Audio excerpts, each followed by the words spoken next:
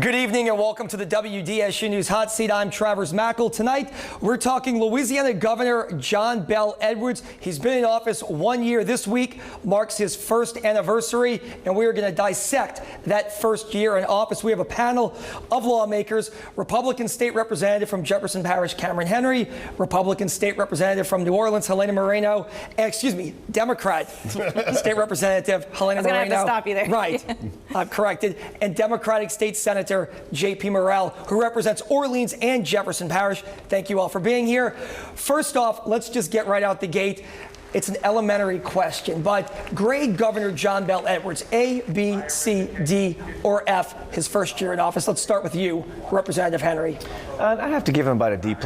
I think he's done well, the best he could with the flooding in Baton Rouge. I think he did a nice job with that. And obviously the turmoil with all the police shootings has been difficult for everyone. I think from that aspect, he's done the best he could with the resources that he had. Obviously on the legislative front with the taxes and some spending issues, we have some grave concerns about that. How about you, Representative Moreno? I'm going to give him, actually, I disagree with Cameron. I'm going to give him a B+ to an A, just based on the situation that he came in with from the Jindal years, the multi-billion-dollar deficit, $1 billion in 15-16, $2 billion in 16-17, and the fact that he was able to really work on those issues and fix those issues, I think that's huge. Not to mention, as Cameron said, he had the flooding, he had the Baton Rouge shootings, all of those things that he worked on and really accomplished some big things. Not to mention, of course, with the Medicaid expansion, 375,000 people who now have coverage. So I give him a B+ to an A, but most importantly, I give him that grade because every decision that he's made, it's been about the people of Louisiana and not about politics. How about you, Senator Morrell? I'd give him a solid B+. I think that facing the challenges he had coming into office, we had budgets for the last 8 years put together with glue and spit and tape. He has been completely honest and transparent with the legislature regarding the challenges we faced. He's faced a tremendous amount of struggles in regards. I mean, he's the first governor to be out of the governor's mansion for months due to flooding. But more importantly, it is nice for the first time in 8 years to have a governor whose only goal is to be governor. And I think when you look at his reflection and priorities, his first priority is always the state of Louisiana, its people, and not necessarily looking for his next office. The grades vary, and it's not uncommon, but if we could dig deeper into this, he has dealt with a lot of things that you all just touched on.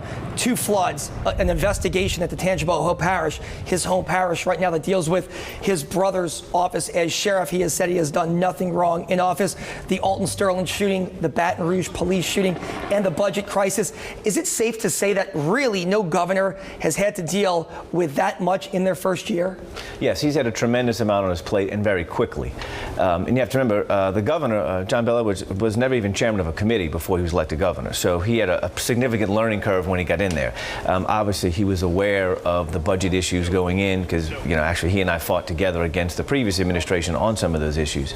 But I think he's had a very full plate very quickly, and he's doing the best he can with it. Do people have to take that into effect when they weigh his first year in office, Representative Moreno? Sure, absolutely. And actually, I joke with the governor. What is coming next? Locusts? Because, really no one's had to go through the type of things that John Bel has gone through. And if you take a look at the response that he has done to some of these very significant issues, like the Alton Sterling shooting, like the police officer shootings in Baton Rouge, he could have said, you know what? Let the locals deal with that. But instead, he was a very proactive governor and said, we're going in, we're going to handle this situation. And that's the type of hands-on governor that John Bel is. How do you feel, Senator Morrell? I mean, there are a lot of things he dealt with. Do people, when they're watching this right now, do they have to realize that, look, most governors, Kathleen Blanco dealt with Katrina, Dave Treen dealt with certain things, Buddy Roma dealt with a big budget deficit back in the 80s. But really, when you stack these things up, it seemed like the hits just kept on coming. Well, it's unprecedented. I mean, like you said, you look at previous governors, I don't think there's been any governor except for Bobby Jindal who came in on as sour a note as John Bel. Like you said, with Governor Blanco, she had Hurricane Katrina. With Governor Romer, he had unprecedented deficits. With Trina, even with the previous Edwards, they always came in with something on their plate. But in no instance have you seen just a deluge of awful happen to a governor in his first year in office. And the fact that he was not only able to weather all those different issues, but to try to, in his best way possible, address each of them separately in a way that really kind of acknowledged the fact that his job is to be the ultimate representative of all Louisianians, and try to honor that was really kind of impressive. Well, you all were in session a long time in 2016. It felt like almost the entire year. Do people have to separate the natural disasters from the crisis that was going on with the budget? And when I say that, obviously there's still a $300 million approximately hole in the budget. Taxes have been raised, spending has been cut. You've criticized the governor for saying a lot of these things are scare tactics at the legislature. Right. Well, what previous administrations have done, obviously under my term, it was just been Jindal.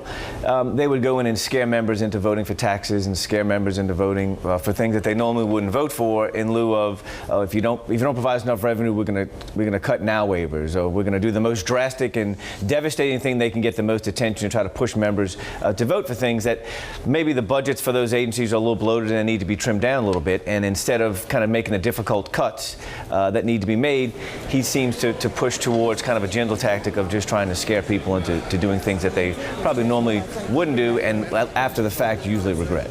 You all disagree with that, though. I already see you probably want to jump in on this answer. So the Jindal tactic, first of all, he did not do taxes. He just slashed and slashed and slashed. And, we've had some of the complete decimations of departments like Department of Health, like higher education under the Jindal years.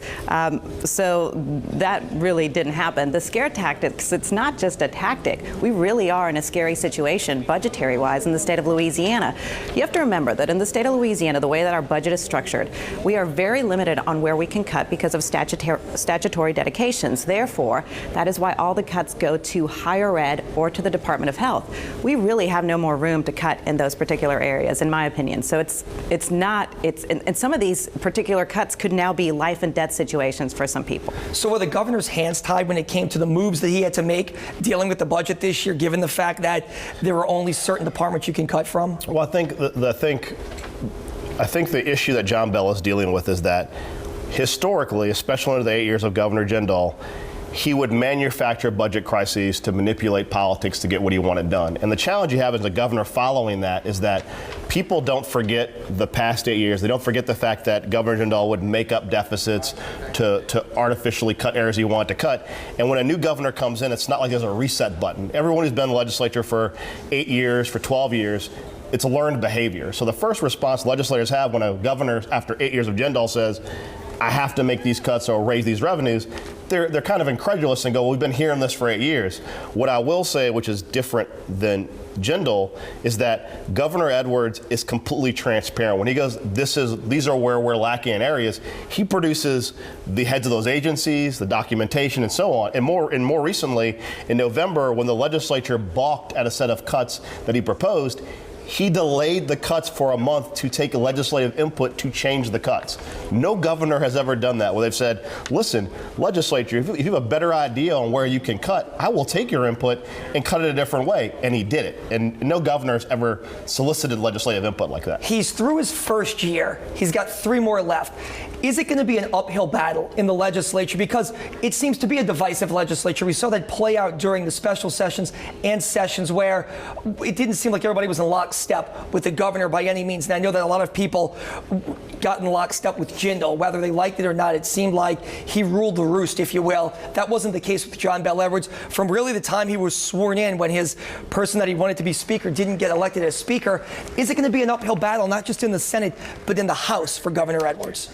Well, I mean, we all represent different areas. Our constituent base are different in our needs of each person's district. So when we disagree, it's not that we disagree because someone's a Republican or someone's a Democrat. It's because someone's political philosophy believes that this is the way things should be, or their district really demands that they vote a certain way.